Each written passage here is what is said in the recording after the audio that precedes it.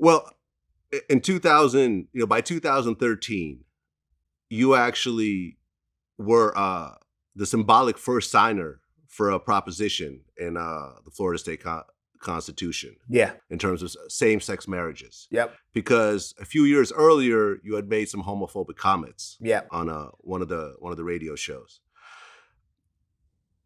When you think about the comments you made back then, what do you think now?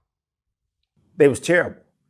A week after I made them, 2 weeks after I made them, it was more about my kids. What did I do to them? They had gay friends. I had gay family members. I still have gay family members, and I have to talk to them on a regular.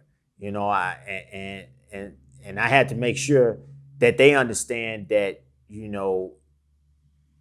I shouldn't have said those things, and I was wrong to say them, and because I made it all right for people to bully them. I made it all right for people to throw stones at them, rocks at them, to try to hurt them, to try to kill them, and I didn't want that.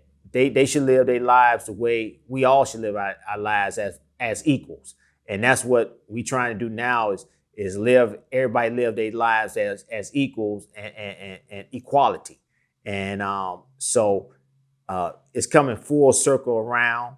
And I try to help the gay community out as much as I can. I try to talk to if you're gay and you're trying to figure out what you want to do and how you want to do it. I try to talk to you and make you understand. Hey, you have a right to be who you are. You have the right to stand on your own 2 feet. You have a right to walk around, and nobody has the right to judge you. And be confident about yourself. And don't be ashamed about yourself, and that's why I want, the message I give to them. So I did a lot of work, talked to a lot of people. A lot of people was mad at me. Rightfully so. When I sat down with them, they told me how they felt, and I accepted it, and I talked to them, and I let them know how sorry I was about it, but I'm gonna make amends to it.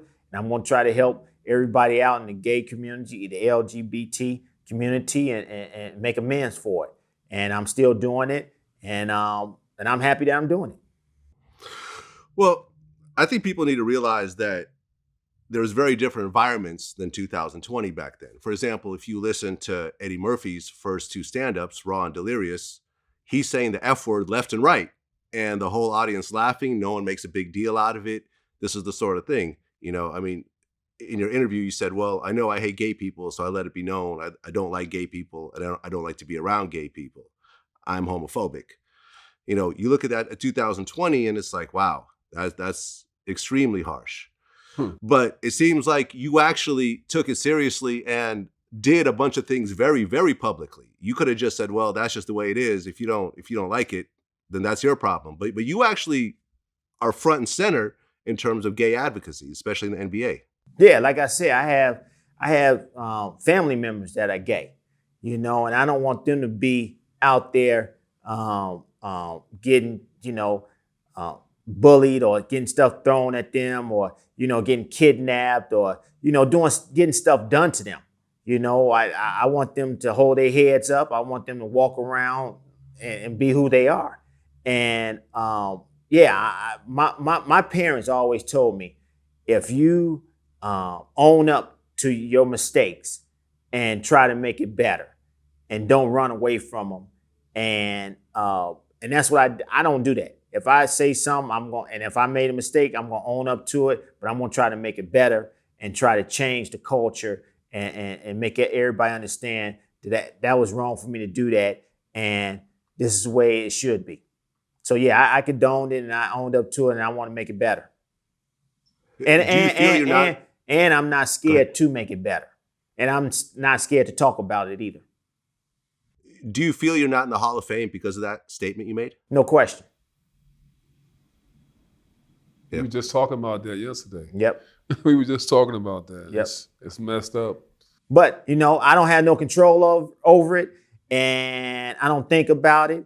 I just live life, and I take care of my family, put food on the table, and enjoy my son playing the game of basketball.